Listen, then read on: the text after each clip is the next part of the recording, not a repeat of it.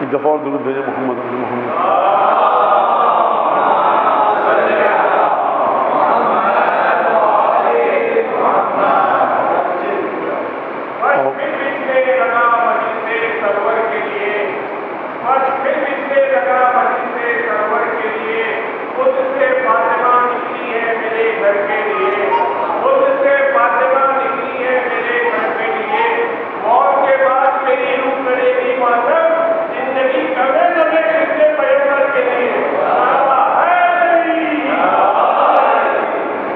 أعوذ بالله من الشيطان الرجيم. بسم الله الرحمن الرحيم.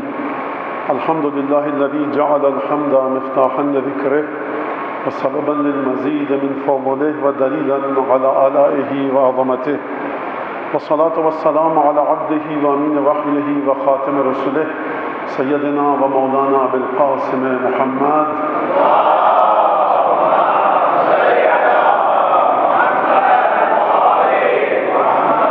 وعلى أهل بيته الطيبين الطاهرين الذين أذهب الله عنهم الرجس وطهرهم تطهيرا.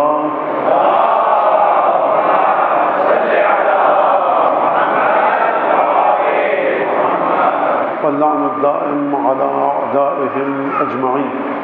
أما بعد، فقد قال الله الحكيم في كتابه المجيد: أعوذ بالله من الشيطان الرجيم وجعلنا منهم أئمة يهدون بأمرنا لما صبروا وكانوا بآياتنا يوقنون.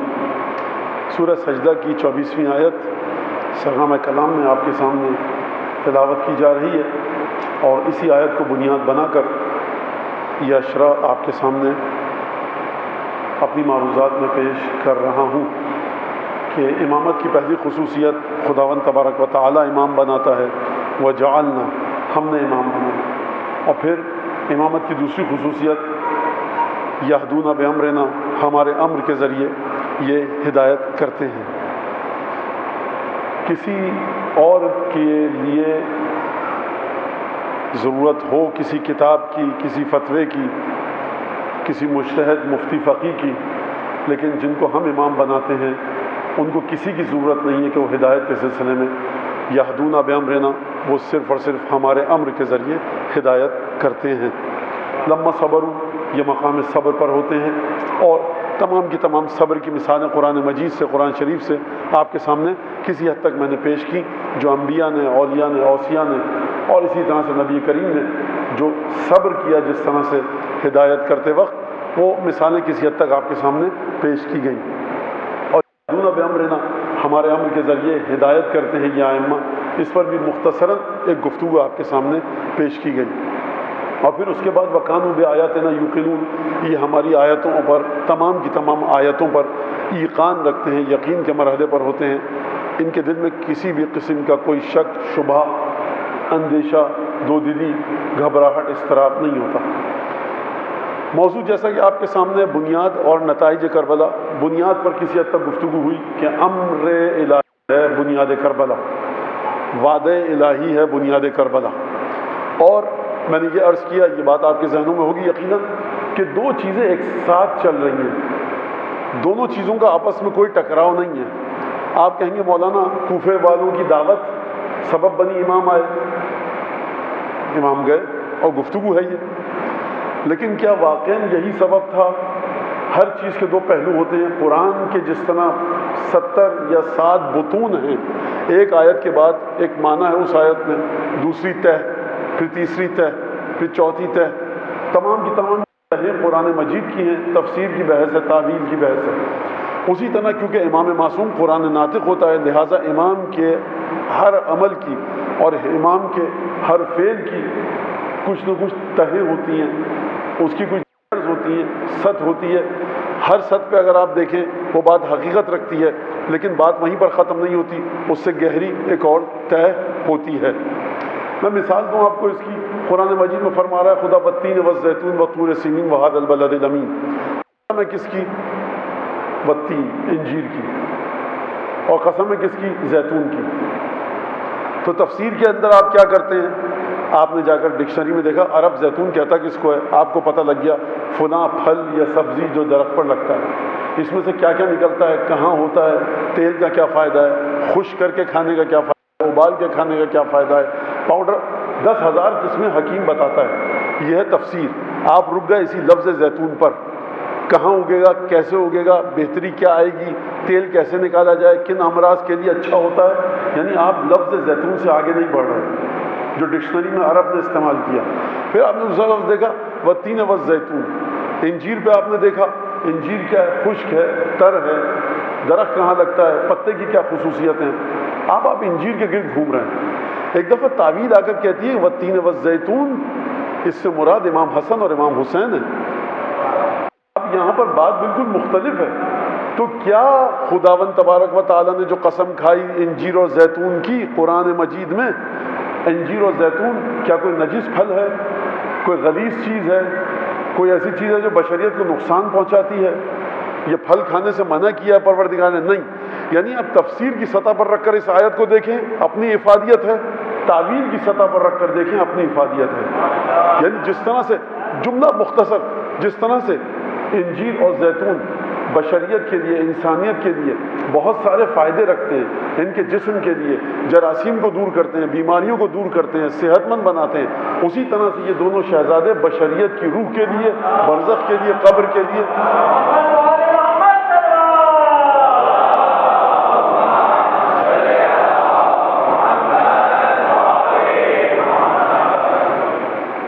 تو والشمس وضحاها والقمر اذا تلاها والنهار اذا جلاها والليل اذا يغشاها، یہ بھی تعویل کی ایک بحث ہے کہ سورج کی قسم کھائے پروردگار، چاند کی قسم کھائے، بھائی کیوں کھائے؟ کیونکہ خدا کی قدرت کا ایک نشانہ ہے اور نشانی ہے، علامت ہے۔ لیکن روایت میں والشمس وضحاها، شمس سورج سے مراد رسول اللہ ہیں، والقمر اذا تلاها، اور چاند کی قسم جب وہ سورج کے پیچھے پیچھے چلے، اس سے مراد جناب امیر ہے۔ اب کیا جھوٹ ہے، کیا غلط ہے؟ سورج خدا کی مخلوق نہیں ہے، سورج کی ذات میں، وجود میں، سورج کے خورشید کے، شمس کے، اس آفتاب کے، اس وجود کے اندر خدا کی نشانیاں نہیں ہیں، لیکن اسی عظمت کو مد نظر رکھتے ہوئے عالم ظاہر کو جو خورشید روشن کرتا ہے، اسی مناسبت کو روشنی دینے والی رسول خدا کی ذات میں پروردگار عالم نے ملحوظ خاطر رکھا توجہ کے ساتھ۔ اور جس طرح سے یہ خورشید، یہ سورج آسمان پہ چمکنے والا پوری کائنات کو نہ صرف یہ کہ روشنی دیتا ہے بلکہ حرارت بھی دیتا ہے، نہ صرف یہ کہ حرارت دیتا ہے بلکہ آپ جتنے پھل سبزی کھاتے ہیں اگر سورج نہ ہو نہیں کھا سکتے۔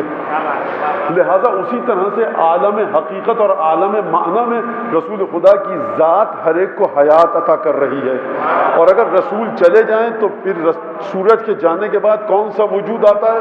چاند کا، کہ جس کی پوری روشنی سورج سے لی ہوئی ہوتی ہے، اس کی اپنی کوئی روشنی، والقمر اذا تلاها، چاند جب سورج کے پیچھے آئے۔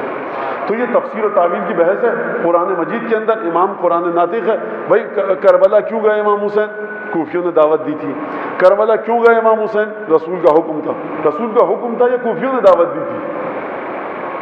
کوفیوں نے دعوت دی تھی سطح تفسیری پر، حکم رسول خدا، اور حکم خدا تھا مرحلے تعویل پر۔ یہ تعویل اور تفسیر تو قرآن مجید میں آپ رسول امام کی ذات میں کیوں لے کر آ گئے؟ سرکار ایک ہے قرآن صامت کاغذ پہ لکھا ہوا، حسین ابن علی قرآن ناطق، تو ایک تفسیر ہے بہت آسان سی، علی اکبر کو سب سے پہلے میدان میں کیوں بھیجا؟ تاکہ ایک مثال قائم ہو کہ سب سے پہلے ہم نے اپنی قربانی کو بھیجا بنی ہاشم سے۔ یہ تفسیری بحث ہے۔ تعویل کیا ہے؟ وجود علی اکبر کی حقیقت کیا ہے؟ وجود علی اکبر کا وسعت کتنی ہے؟ وجود علی اکبر کا رسول خدا سے تعلق کیا ہے؟ دیباچہ قربانی بنی ہاشم علی اکبر کیوں قرار پائے؟ یہ تمام کی تمام، اب یہ بڑی لمبی چوڑی گفتگو ہے، اشارہ کر لیا اور بات سمجھ میں آ گئی، اب مجھے آگے بڑھنے دیجیے۔ تو کربلا، اسی طرح سے کربلا کی جو تفسیر اور تعویل ہے ان کو آپ روایات کے ذریعے دیکھیں گے تو تب آپ کی سمجھ میں آئے گی کہ یہ سلسلہ ہے کیا۔ امیر المومنین سے جب کہا گیا کہ آپ نے تلوار کیوں نہ اٹھائی رسول خدا کے بعد، تو مختلف جوابات دیے امیر المومنین نے۔ خط و کتابت ہوئی جب کہیں پہ، تو جب کہا گیا کہ تم وہی ہو جو بیٹھے رہے چپ کے خاموشی سے، کہا اگر میرے بھائی کی وصیت نہ ہوتی، تو اب یہ کیا جواب ہے؟ یہ حقیقت ہے کہ میرے بھائی کی، ظاہر میں کیا ہے تاریخ کو پڑھ لیجیے آپ جا کر، ظاہری وجوہات کیا تھی۔ تو یہ بڑی پیچیدہ سی گفتگو ہے لیکن بڑی آسان گفتگو بھی ہے اگر آپ کہ امام امر الہی کا مالک ہوتا ہے۔ تو بہرحال یہدون بامرنا لما صبروا، امام خدا کے امر سے ہدایت کا کام لیتا ہے اور ہدایت کا کام کرتا ہے۔ کربلا کی بنیاد امر الہی، وعدہ طفلی، صبر کا حکم خدا کی طرف سے، رسول خدا کی طرف سے، اور پھر نتائج، کربلا کا نتیجہ کیا ہے؟ نتائج کا ایک حد تک اشارہ ہوا کہ نتیجہ کربلا کا کیا ہے، وہ یہ کہ اہل بیت کو پہچانو۔ کوئی یہ شخص سوال کر سکتا ہے کہ مولانا اتنے سے ایک جملے کے لیے بنی ہاشم اور ان کے انصار اور یاور کٹ گئے کربلا میں مظلومیت کے ساتھ، بیویوں کو اتنا تکلیف دہ سفر کرنا پڑا، صرف یہ کہ اہل بیت کو پہچانو۔ آپ سوال کو ادھر سے مت لائیے، سوال کو ادھر سے لائیے۔ کیا مطلب؟ مثال دیتا ہوں میں، پھر دوبارہ اس بات کی طرف آتا ہوں۔ وہ یہ، کیوں بیٹھے ہیں آپ یہاں پر؟ کربلا والوں کا ماتم کرنے۔ اچھا، کوئی کربلا میں کوئی ابھی 2-4 دن پہلے کوئی قتل ہوا ہے کیا؟ نہیں، یہ واقعہ 1400 سال پرانا ہے۔ عجیب نادان ہو تم لوگ، 1400 سال پرانا غم ابھی تک منا رہے ہو۔ کوئی کام کے ڈھنگ کا کام کرو، 1400 سال پرانا غم منا رہے ہو تم لوگ۔ تو اس سے کیا کہتے ہیں ہم یہ کہیں گے کہ سرکار سوال ادھر سے مت کیجئے، ادھر سے کیجئے کہ آخر وجہ کیا ہے جو 1400 سال بعد بھی یہ غم تازہ ہے۔ جو صدر اور وزیر اعظم اور چیف منسٹر اور جو عہدیدار ہیں کسی بھی ملک کے، جب وہ سڑک پہ نکلتے ہیں تو کیا کبکبا اور دبدبا ہوتا ہے، سڑکیں بند کر دی جاتی ہیں، لیکن جب گاڑ کے آتے ہیں ان کی اولاد ان کو قبر میں تو فاتحہ پڑھنے والا پیسے کے ساتھ بھی مشکل سے ملتا ہے۔ آپ کو کس نے پیسے دے کر بلایا ہے؟ کس نے آپ کی منت سے ماجت کی ہے؟ ہر شخص تڑپ رہا ہوتا ہے تو 2 منٹ کے مصائب پڑھ دیں بس یہاں گھر پہ مولانا۔ اچھا مرثیہ خان، آپ 2 منٹ کا مرثیہ کیا ملے گا تمہیں؟ کچھ جو بیچارہ غریب مجلس کرواتا ہے وہ دوسرے دن پیسے والا ہو جاتا ہے، جو مجلس کرواتا ہے اس کے گھر میں موت نہیں ہوتی کیا؟ یہ مرحلہ ہے کل جو میں نے بات کی تھی، عشق کا، اتصال ہے رسول اللہ سے، اتصال ہے جناب سیدہ سے، اتصال ہے پنجتن سے۔ یہ دل کی تڑپ کا معاملہ ہے، یہ محبت کا مسئلہ ہے۔ تو آپ دیکھیے کہ سوال کو ادھر سے کیجئے کہ وہ منسٹر اور چیف منسٹر، عہدیدار اور دنیا میں کہیں بھی ہوں، بڑی بڑی سیاسی پارٹیوں کے قائدین، عامائدین، زعما، رہنما ادھر مرے اور کل قبر پہ کوئی پوچھتا نہیں ہے جا کر۔ یہ کیا وجہ ہے کہ سید الشہداء کی قبر کی جانب ہر شخص رواں دواں ہے، پیسے جوڑ جوڑ کے، غریب جا رہا ہے، امیر جا رہا ہے، مفلس جا رہا ہے، بیمار جا رہا ہے، صحت مند جا رہا ہے، اور نماز کے بعد اگر کبھی آپ بھول جائیں، لیٹ جائیں، اچھا ارے اٹھے کھڑے ہوئے، السلام علیکم ابا عبداللہ، یہ کیا کر رہے ہو؟ یہ امام حسین کی زیارت، نماز تو پڑھ لی، اب یہ بھائی یہ بڑا اہم کام ہے، ہم ہر نماز کے بعد زیارت پڑھتے ہیں۔ کون آپ سے کہتا ہے؟ کون آپ کو دھکیلتا ہے؟ کس نے کہا کہ یہاں آئیں یا کسی اور مجلس میں جائیں؟ کس نے کہا کہ آپ کالا لباس زیب تن کریں؟ کس نے کہا کہ آپ نوحے سنیں؟ کس نے کہا ماتم کریں؟ کس نے کہا کہ آپ یہ کہیں کہ الحمدللہ آج جی بھر کے گریہ کیا؟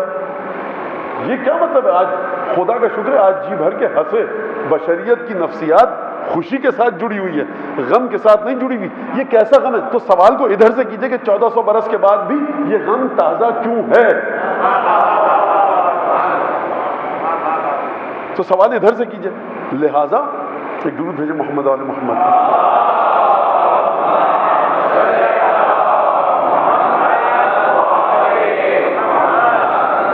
تو بات کیا ہو رہی تھی کہ کربلا نام ہے محبت اہل بیت کو آپ تک پہنچانے کا۔ اچھا بس محبت اہل بیت کو ہم تک پہنچانے کا نہیں سرکار، کیونکہ محبت اہل بیت کے ذریعے آپ جائیں گے خدا تک۔ محبت اہل بیت ہی وہ چیز ہے۔ آپ نے اصل میں سمجھا نہیں کہ محبت اہل بیت کیا ہے۔ آپ سمجھتے ہیں نبی کی ایک بیٹی تھی، 2 نواسے اور بیٹے تھے، ایک داماد چچا زاد بھائی تھا، اس کی محبت، اور پھر سید سجاد، محمد باقر، جعفر صادق، موسیٰ کاظم علیہ الصلوۃ والسلام۔ آپ یہ اس کو اس طرح سے سمجھ رہے ہیں، لیکن اگر آپ سمجھیں آ کر کہ یہدونا بامرنا، امر الہی تک آؤ گے، اگر ان تک آ گئے، امر الہی سے بڑھ کر وزنی کائنات میں کوئی شے نہیں ہے۔ اگر ان تک آ گئے تو یبقى وجہ رب کا ذوالجلال والاکرام، خدا کے تیوروں کو ان کے چہروں کے ذریعے سمجھو گے۔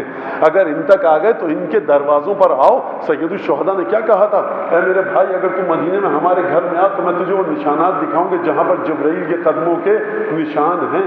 ہم جب محبت اہل بیت کے واضح ہونے کی بات کرتے ہیں تو کس کی بات کرتے ہیں؟ خدا نے پورے قرآن میں ایک مقام پر صرف ان گھروں کا ذکر کیا کیا ہے، فی بیوت اذن اللہ ان ترفع ویذکر فیہا اسمہ، کچھ گھروں کے اندر خدا نے اپنی خاص اجازت دی ہے کہ خدا کی خاص اجازت سے وہ گھر ہمیشہ بلند ہوتے رہیں اور خدا کی مخصوص اجازت سے ان گھروں میں ذکر خدا ہو۔ ان میں ایسے لوگ ہیں کہ لا تلہیہم تجارت ولا بیع عن ذکر اللہ واقام الصلاۃ وایتاء الزکوٰۃ، کیوں ان میں کچھ ایسے لوگ ہیں کہ جو مسلسل خوف خدا میں مبتلا ہیں، دنیاوی کاروبار ان کو عبادت سے دور نہیں کرتا، یہ دنیاوی کاروبار کرتے ہیں لیکن عجیب کاروبار ہے ان کا، جب کوئی چیز خرید رہے ہوں، جب کوئی چیز بیچ رہے ہوں، تب بھی پروردگار عالم کی ذات سے ان کے دل متصل رہتے ہیں اور اس مقام پر بھی یہ وجہ خدا ہیں۔ ہم یہ بات کر رہے ہیں، ان کو سمجھانا ہے۔ اچھا، یہ میری اگر دلیل آپ کو پسند نہیں آئی تو میں بار بار دہرا رہا ہوں کہ آپ جناب زینب امام سجاد اور دختر امیر المومنین ہے جناب فاطمہ بنت امیر المومنین، ان کا خطبہ دیکھ لیجئے، اس میں سوائے محبت اہل بیت کے کوئی اور چیز نہیں ہے۔ اب کربلا کا ایک نتیجوں میں سے ایک نتیجہ توحید امت ہے۔ یہ توحید امت کیا ہوتا ہے؟ دو لفظ ہیں آپ کے پاس، ایک ہے اتحاد امت، ایک ہے توحید امت، ایک ہے اتحاد مسلمین، ایک ہے توحید مسلمین۔ قرآن میں خدا نے کیا کہا ہے، اتحاد مسلمین یا توحید مسلمین؟ اگر قرآن میں خدا فرما رہا ہے کہ توحید مسلمین، تو ہم کو آپ کو توحید مسلمین کی بات کرنی چاہیے۔ اگر قرآن میں خدا فرما رہا ہے اتحاد مسلمین، تو پھر اتحاد مسلمین کی بات کریں۔ دونوں میں فرق کیا ہے بھائی؟ کلمہ طیبہ جو ہے نا وہ کلمہ توحید ہے، کلمہ اتحاد نہیں ہے۔ یعنی کیا مطلب؟ یعنی قرآن مجید میں خداوند تبارک و تعالی فرما رہا ہے، ان سورہ انبیاء، ان هذه امتکم امتا واحدتا وانا ربکم فاعبدون، یہ جو امت ہے نا پوری، یہ ایک امت ہے اور میں تم سب کا رب ہوں، میری تم مل کر عبادت کرو۔ امت ایک ہے، اختلاف کی کہاں تک جگہ ہے؟ دیکھیے موضوع بڑا عجیب سا ہے اور ظاہر سی بات ہے کہ وہ موضوع تو نہیں ہے کہ آپ مجلس میں جہاں سے بھی ہاتھ دے کے بیٹھے آپ کے ہاتھ سمجھ میں مجلس آ جائے گی۔ یہ سڑک پہ کراچی کی چلتی ہوئی بس تو ہے نہیں، آپ نے جس اسٹاپ سے بھی ہاتھ دیا آپ سوار ہو گئے۔ تو توجہ کے ساتھ اس بات کو سنیے گا، میرے پاس آخر میں دہرانے کا وقت نہیں ہوگا، میں بڑا دستبستہ گزارش کر رہا ہوں۔ تو توحید امت یا وحدت امت، امت پوری ایک ہو جائے یا امت جہاں جس کے سین سمائے جاتی رہے لیکن یہ اپنے مختلف متشتت اور متفرق راستوں کے باوجود ایک امت کہلائے۔ قرآن نے کہا ان هذه امتکم امۃ واحدہ وانا ربکم فاعبدون، یہ ایک امت ہے اور میں تمہارا رب ہوں، لہٰذا تم سب مل کر میری عبادت کرو۔ سورہ حجرات میں چلیے آپ، سورہ حجرات میں پروردگار کیا فرما رہا ہے؟ وَإِن طَائِفَتَانِ مِنَ الْمُؤْمِنِينَ اقْتَتَلُوا فَأَصْلِحُوا بَيْنَهُمَا، اگر مومنین کے دو گروہ آپس میں جنگ کرنے لگ جائیں تو ان کے درمیان صلح کرواؤ، فَأَصْلِحُوا بَيْنَهُمَا، ان کے درمیان صلح کرواؤ۔ فَإِن بَغَتْ إِحْدَاهُمَا عَلَى الْأُخْرَى فَقَاتِلُوا الَّتِي تَبْغِي حَتَّى تَفِيَ إِلَى أَمْرِ اللَّهِ، اگر ان میں سے ایک شیطنت پہ اترا ہوا ہے دونوں مومن، یہ نہیں کہ کچھ دے دلا کے آپ، نہیں، جو شیطنت پہ اترا ہوا ہے، جو خدا کے راستے کو چھوڑ کر جا رہا ہے، اس کے ساتھ قتال کرو، حتی تفیہ الی امر اللہ، یہاں تک کہ وہ امر الہی پر آ جائے۔ یہدونا بامرنا لما صبروا، یہ ہمارے امر کے ذریعے ہدایت کرتے ہیں جب مقام صبر پر ہوں۔ جب مومنین کے دو گروہ آپس میں قتال اور جنگ کرنے لگ جائیں، ایک دوسرے کے خلاف تلوار نکال لیں، تو ان کے درمیان صلح کرواؤ۔ اگر صلح نہ مانے فَإِن بَغَتْ إِحْدَاهُمَا عَلَى الْأُخْرَى، صلح کی پیشکش کے باوجود بھی پہلا گروہ دوسرے گروہ پر چڑھائی کو جاری رکھے، طغیان اور سرکشی کو جاری رکھے، فَقَاتِلُوا الَّتِي تَبْغِي حَتَّى تَفِيَ إِلَى أَمْرِ اللَّهِ، جو شیطنت دکھا رہا ہے نا، اپنی حدود سے تجاوز کر رہا ہے، اس کے ساتھ تم جنگ کرو یہاں تک کہ خدا کے امر کی جانب واپس لوٹ آئے۔ تو دار و مدار کیا ہے؟ امر الہی ہے۔ صلح کروانے کا مطلب یہ نہیں ہے کہ آپ بھی صحیح یہ بھی صحیح، بلکہ صلح کا مطلب یہ ہے کہ آؤ امر الہی کی طرف، حتی تفیہ الی امر اللہ، آپ آئیے امر الہی کی طرف۔ دیکھو جب صلح کروا لی نا تم نے، اگر صلح کرواؤ ان کے اندر تو عدل کے ذریعے کرواؤ، وہ اقسطوا، بالکل عدل اور انصاف کے ذریعے کرواؤ، ان اللہ یحب المقسطین، خدا عدل و انصاف اور بالکل توازن اور تعادل اور بیلنس کے ساتھ چلنے والوں سے محبت کرتا ہے۔ اور دیکھو انما المؤمنون اخوہ فاصلحوا بین اخویکم، دیکھو مومنین آپس میں بھائی بھائی ہیں، لہٰذا اپنے بھائیوں کے درمیان صلح کرواتے رہو۔ تو پہلی شرط ہو گئی ایمان کی، بنیادی شرط ہو گئی ایمان کی۔ اور اس سے پہلے جو میں نے سورہ انبیاء کی آیت پڑھی وہاں پروردگار کیا فرما رہا ہے؟ کیا فرما رہا ہے پروردگار؟ ان ھذہ امتکم امۃ واحدہ، یہ تمہاری پوری ایک امت ہے۔ اگر ایک امت ہے تو اختلاف کہاں تک؟ اگر ایک امت ہے تو اس ایک امت کو ایک کیسے کیا جائے؟ اتحاد کا مطلب یہ ہے کہ اختلاف اپنی جگہ پر ہے لیکن تب بھی ہم ایک چھت کے نیچے بیٹھے ہیں۔ توحید کا مطلب یہ ہے کہ اختلاف ہے ہی نہیں لہذا ایک چھت کے نیچے بیٹھے ہیں۔ تو اسلام نے حکم دیا ہے توحید امت کا، اتحاد امت کی بات نہیں ہے۔ اب کربلا کا اہم ترین نتیجہ ہے توحید امت۔ کیا مطلب توحید امت؟ کس طرح سے توحید امت؟ اگر قرآن مجید میں آئیے اور توحید امت کی بات کیجیے، توحید امت کی بنیاد ہے کیا؟ رسول خدا صلی اللہ علیہ وآلہ وسلم۔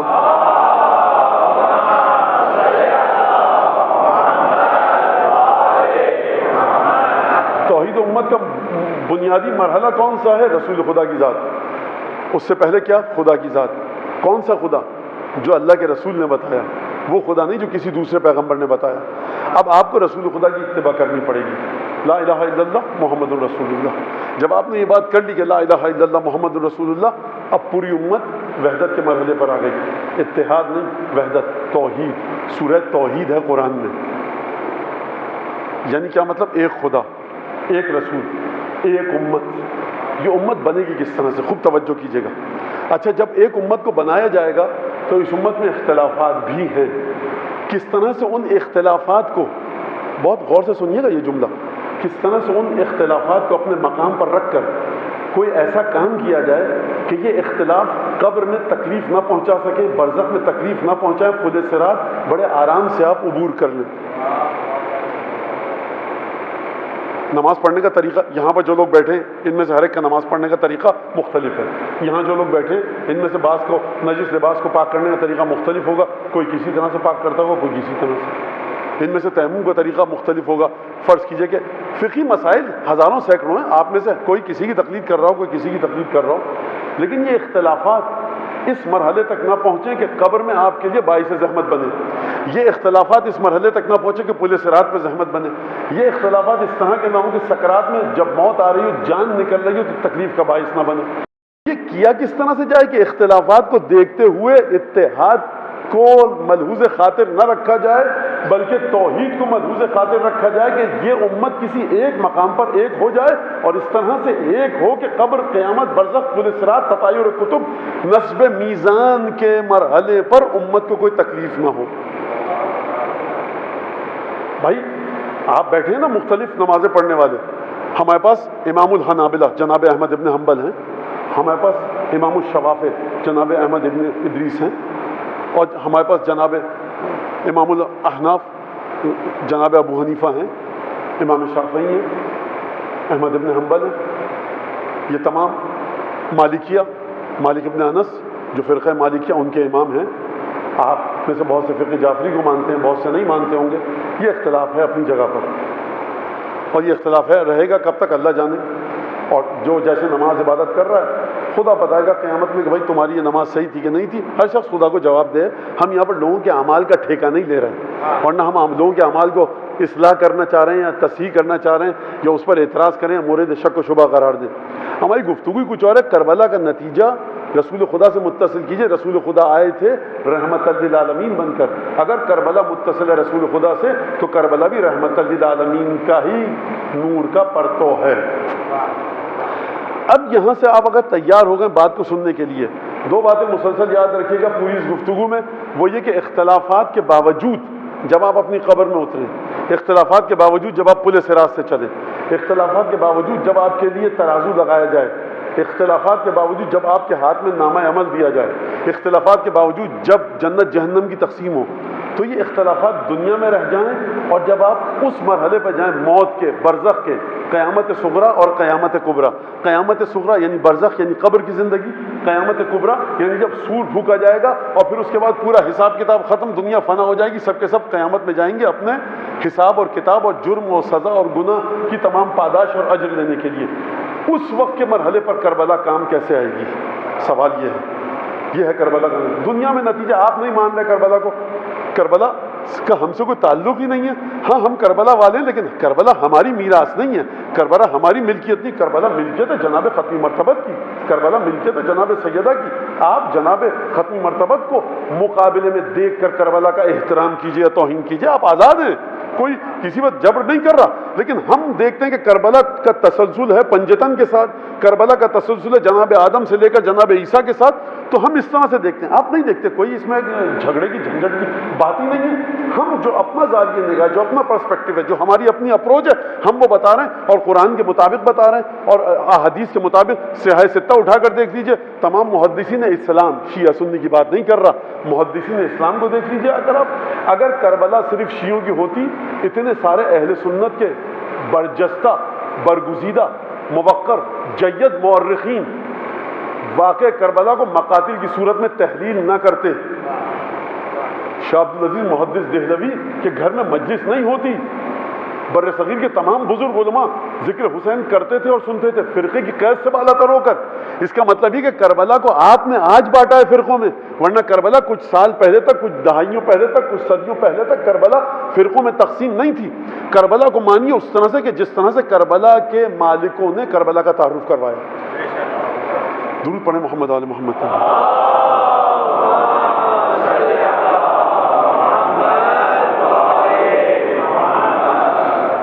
لہذا کربلا کا نتیجہ, اگر کربلا کا نتیجہ برزخ میں کوئی کام نہ دے, پل صراط پر کسی کام کا نہ ہو,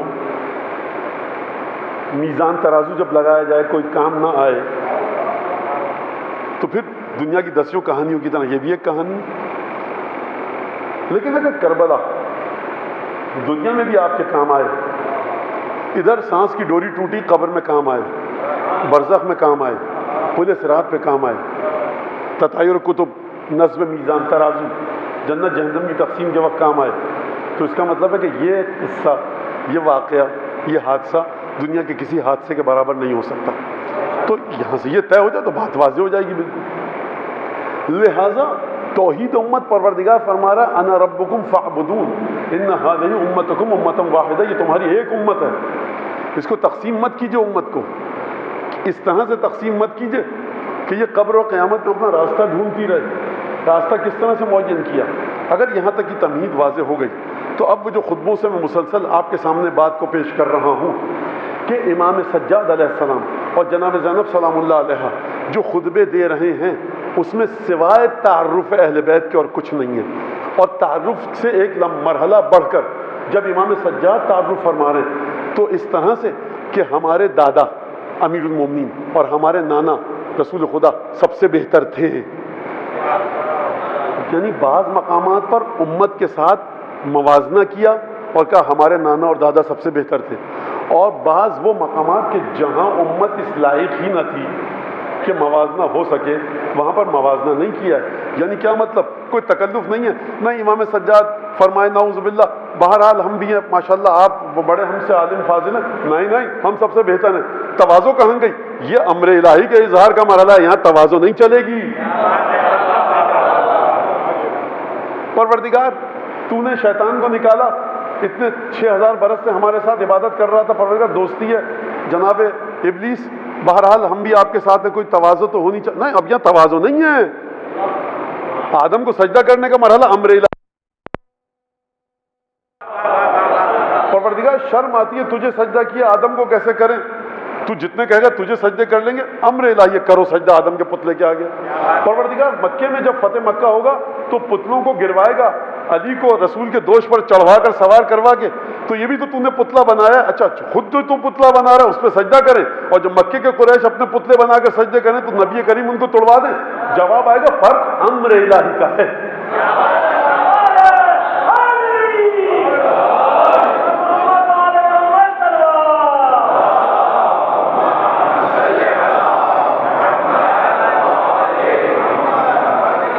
یہ امر الہی کو آشکار کرنا ہے, کربلا نام ہے. اس گفتگو کا جو ایک پہلو ہے وہ بڑا پیچیدہ سا ہے, بہت ثقیل اور دقیق ہے. اس وجہ سے نہیں کہ مجھے پتا ہے, اس وجہ سے کہ روایتوں میں دقیق اور ثقیل ہے, ورنہ ہماری کیا اوقات کہ ہم کچھ کہہ سکیں. سید الشہداء کے خون اطہر و اقدس کے بارے میں. تو روایتوں میں جو بات بیان کی گئی بڑی گہری، ثقیل اور دقیق ہے، لیکن بہرحال اس کو کسی حد تک آسان کر کے لہٰذا اب آپ نے سمجھ لیا کربلا کا نتیجہ، یعنی متوجہ ہو جاؤ اہل بیت کی طرف. کس طرح سے متوجہ ہوں اہل بیت کی طرف؟ اہل بیت کو کیا مان کے متوجہ ہوں؟ کیا مانے متوجہ ہوں؟ بس امام حسین کبھی نماز صبح قضا نہیں ہوئی، حقیقت ہے. یہ مان کر متوجہ ہوں امام؟ نہیں، یہ تمہارے مولویوں وغیرہ کی یہ تو اوقات ہے، نماز قضا نہیں کی کبھی، ان کی تعریف کیا کرو. امام حسین کا کیا تعارف نامہ ہے؟ ان کے صدقے میں نماز قبول ہوتی ہے. یہ مت کہیے کہ یہ بڑی اچھی عبادتیں کرتے. ہاں، ہمارے ائمہ سب سے اچھی عبادتیں کرتے تھے، عبادتوں کا ڈھنگ انہوں نے سکھایا، لیکن تعریف کے مرحلے پر آ کر ائمہ کی تعریف اس طرح سے کیجیے کہ جس طرح سے ائمہ کی تعریف ان کے جد اور نانا اور دادا رسول اللہ اور امیر المومنین نے فرمائی، جس طرح سے خداوند تبارک و تعالیٰ نے فرمائی. میں یہاں پر ابھی میرے ذہن میں صاحب ابن عباد کا ایک شعر آیا، کئی دفعہ میں پڑھ چکا ہوں، لیکن بڑا خوبصورت اور بہت مختصر شعر ہے. صاحب ابن عباد نے مولا کائنات کی فضیلت بیان کرتے ہوئے کہا کہ مجھ سے لوگوں نے کہا قالوا علی علی قلت لا. لوگوں نے مجھ سے آ کر کہا صاحب ابن عباد. اب صاحب ابن عباد کیا ہیں؟ یہ خود 10 گھنٹے کی تقریر چاہیے کہ صاحب ابن عباد ہے کیا چیز. وزیر ہیں، محب اہل بیت ہیں، اور عالم فاضل شخص ہیں، نہایتی پختہ، نہایتی وزنی، نہایتی سنگین، متین، موقر، جید، عجیب شخصیت ہے صاحب ابن عباد. کہا قالوا علی علی قلت لا. لوگوں نے کہا کہ علی بہت بڑے ہیں. میں نے کہا نہیں، علی بڑے نہیں ہیں. ان العلا بعلی اعلی. بلندی جب علی کے پاس آتی ہے تو بڑی ہوتی ہے.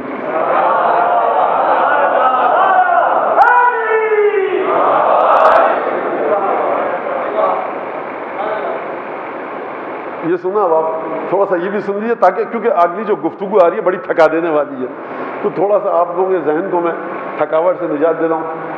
ایک شاعر عرب کا متنبی، بڑا زبان دراز اور بڑا بے باک اور بڑا بے دھڑک شاعر ہے، کسی کو خاطر میں نہیں لاتا. دوسرا شاعر عرب کا ابو العلاء معری، کسی کو خاطر میں نہیں لاتا.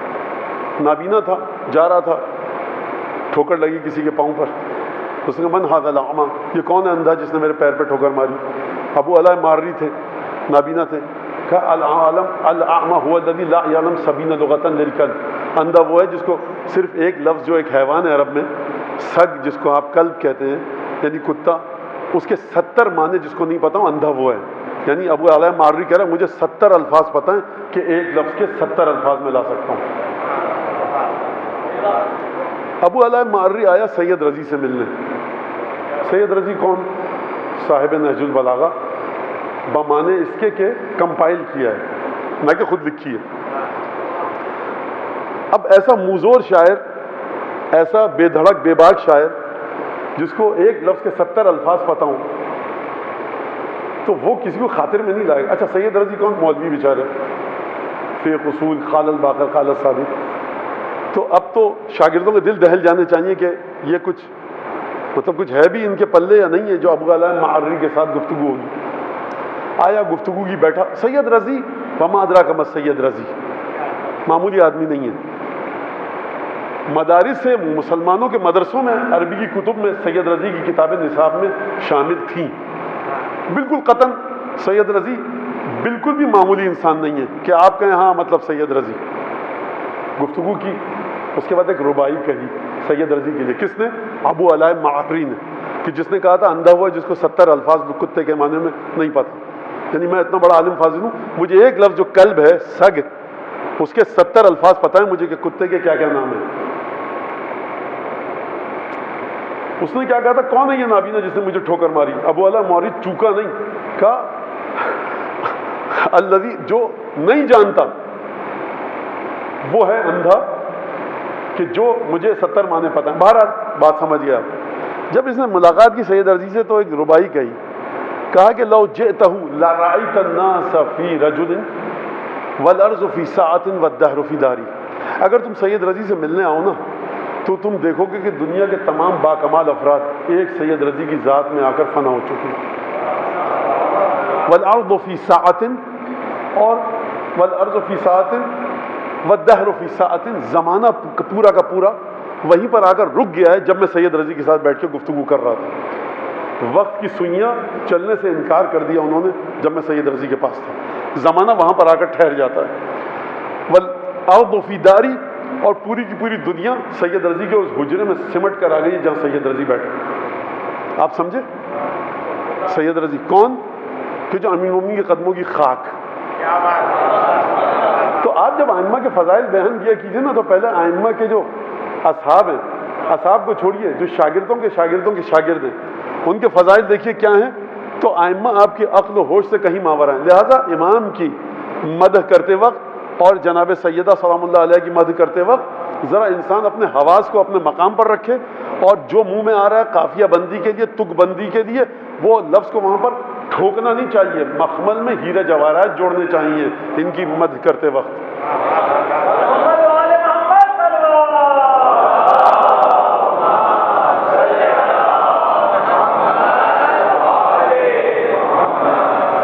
تو یہ سید رضی. اچھا، اب میں نے کیوں بتایا کہ آپ سید رضی کا مرتبہ سمجھیے کیا ہے. متنبی بڑا اسی طرح کا بڑا موزور شاعر ہے. متنبی اور بالکل معمولی شاعر نہیں. اس نے امیر المومنین کی مدح کہیں نہیں کہی. اس سے پوچھا گیا کہ تم نے سب کی مدح کی، مرثیہ کہی، یہ سب چیزیں کہیں، قصیدے کہے، علی کا کیوں نہیں کہا؟ علی فصیح و بلیغ، تم نہیں مانتے کسی دین کو، لیکن علی ابن ابی طالب کی نہج البلاغہ دیکھو، تم پڑھو، تمہیں تو تعریف کرنی چاہیے کہ تم لٹریچر کے ماہر ہو. کہا کہ ترکت المدح للوصی تعمدا، میں نے جان بوجھ کے علی کی مدح نہیں کی ہے. اذ کان نورا مستطیلا شاملا، میں علی کی کیا مدح کروں، ہر جگہ پر اس کا نور چھایا ہوا ہے.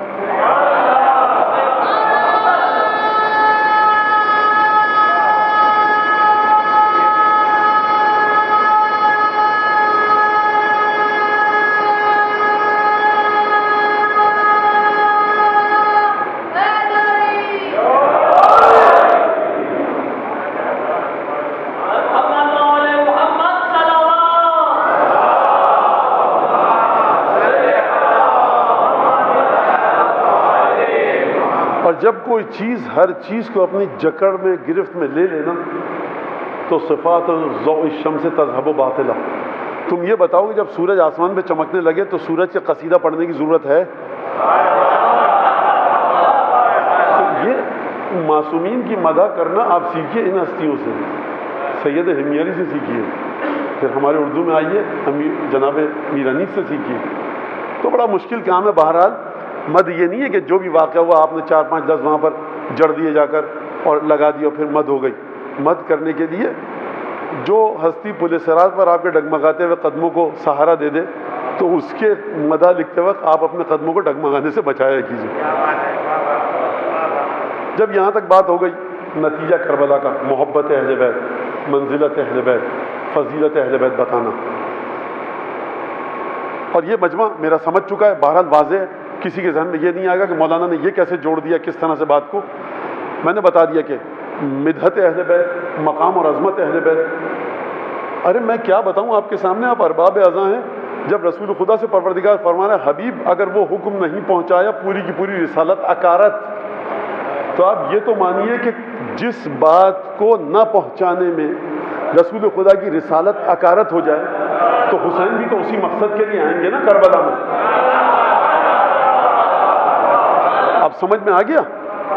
کربلا کی چلچلاتی ہوئی دھوپ کو 18 ذی الحج کی چلچلاتی ہوئی دھوپ کے ساتھ جوڑیے. یہ کربلا کی ظہر اسی ظہر سے جوڑنے کے لیے آئی ہے. ایک دفعہ امام سجاد علیہ السلام، شکریہ بیٹے، سلامت رہو.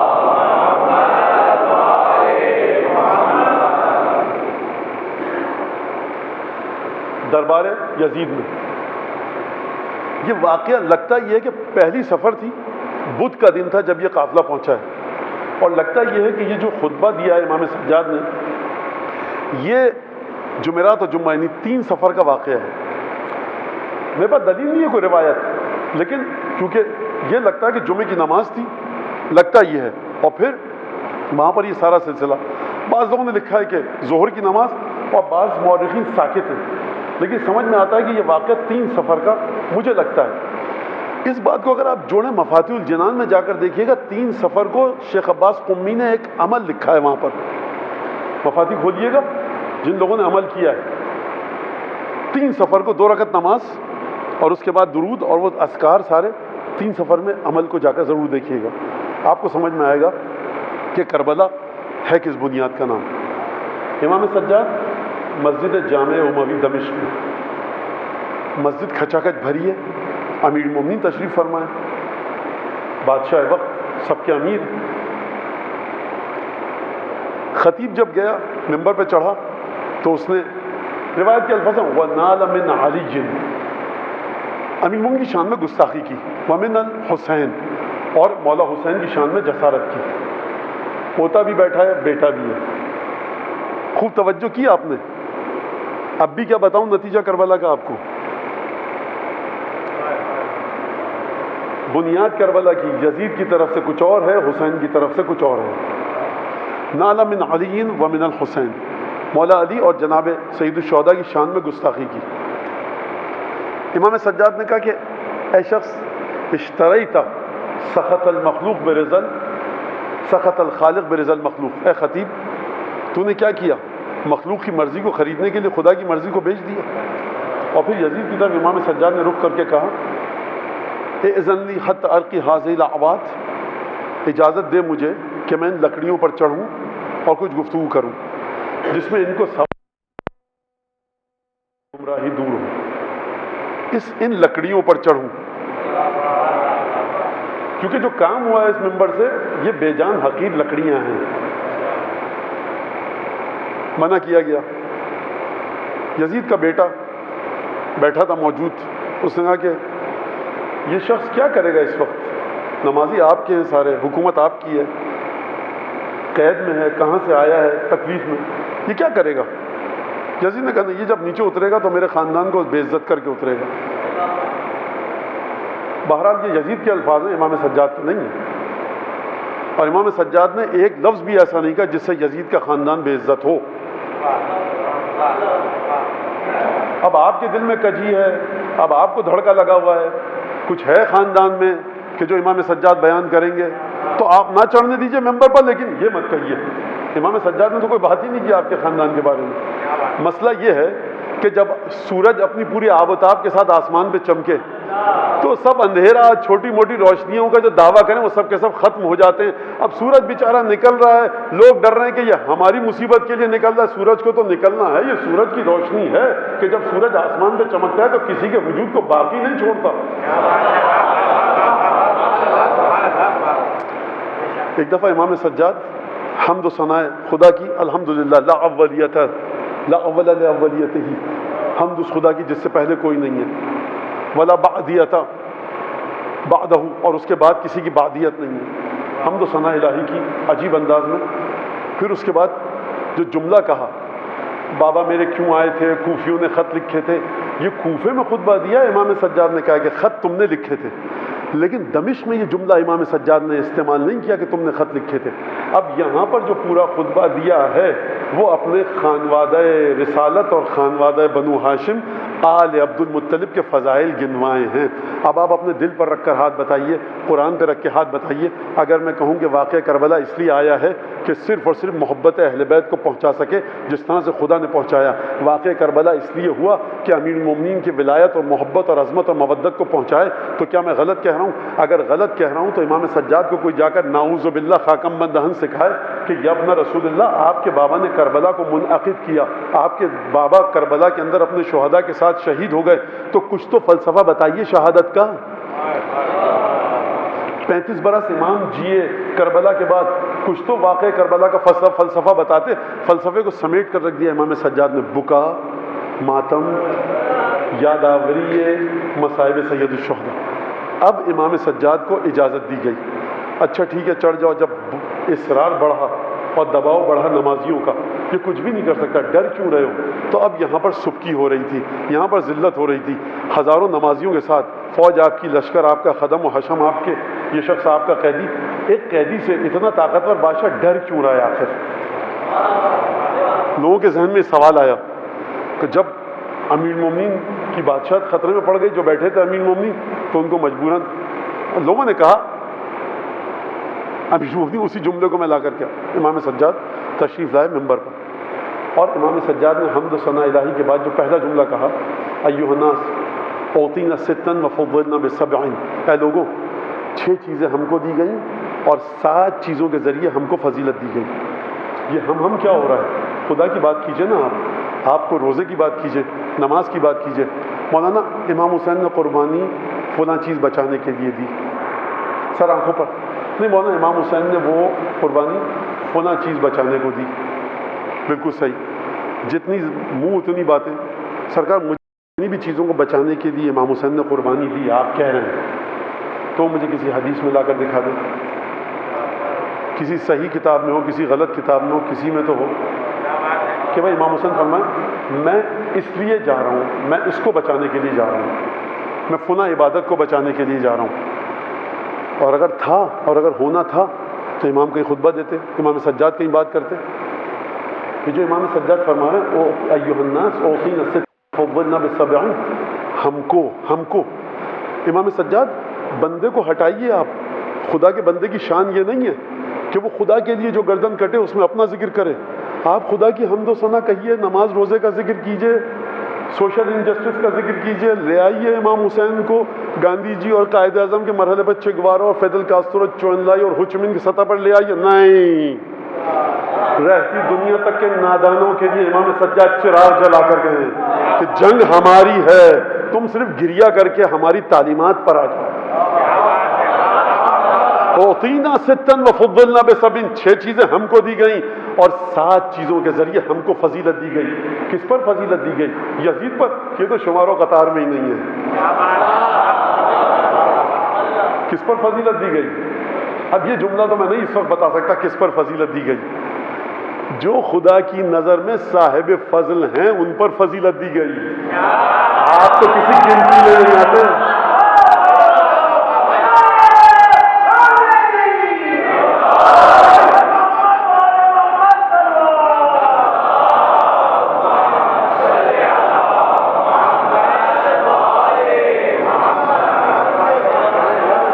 متقین، صائمین، مستغفرین، حجاج، معتمرین، معتکفین، بڑی بڑی عبادت کرنے والوں پر فضیلت دی گئی ہے۔ ان کا مقابلہ خدا کے نیک بندوں سے ہے۔ اندھیرے سے کیا مقابلہ نور کا، نجاست سے کیا مقابلہ طہارت کا، طہارت کا مقابلہ اطہر اور طاہر سے ہے، طہارت کا مقابلہ نجاست سے نہیں ہے، وہ تو پہلے ہی دور ہو گئی، سرکار آپ ان سے دور ہیں۔ لہذا امام فرمانے شروع میں ہی اعطینا ستا وفضلنا بسبع، اعطینا ایھا الناس، ہمیں 6 چیزیں دی گئیں، اعطینا العلم والحلم والسماحۃ والشجاعۃ والفصاحۃ، عجیب جملہ، والمحبۃ فی قلوب المؤمنین، جو 6 چیزیں ہم کو دی گئی، لوگوں سنو، ہم کو علم دیا گیا، ہم کو حلم دیا گیا، ہم کو شجاعت دی گئی، ہم کو سخاوت دی گئی، ہم کو سماحت دی گئی، اور ہم کو، اب یہ جملہ سنیے گا، ہم کو دی گئی تو امام کو ملنی چاہیے؟ نہیں، یہ وہ چیزیں جو دی گئی ہے اہل بیت کو لیکن ہے آپ کے پاس۔ وہ اعطینا المحبۃ فی قلوب المؤمنین، ہم کو دی گئی محبت مومنین کے دلوں میں۔ اس جملے کی فقہ الحدیث ذرا سی سمجھ لیں، یہ دی کس کو ہے؟ پنجتن کو، تو پنجتن کے پاس ہونی چاہیے۔ امام فرما رہے نہیں، دی گئی ہے ہم کو لیکن یہ ہے تم لوگوں کے دلوں میں۔ اب آپ سمجھیں تعلق آپ کا اہل بیت سے ہے کیا؟ خدا نے آسمان سے ایک ہیرا نازل کیا، موتی اصلی، اربوں خربوں روپے کا، امام کہیں یہ ہم کو دیا گیا، یہ رکھو تم۔ اس سے بڑھ کر آپ کی کوئی عزت ہے دنیا اور آخرت میں؟ جو چیز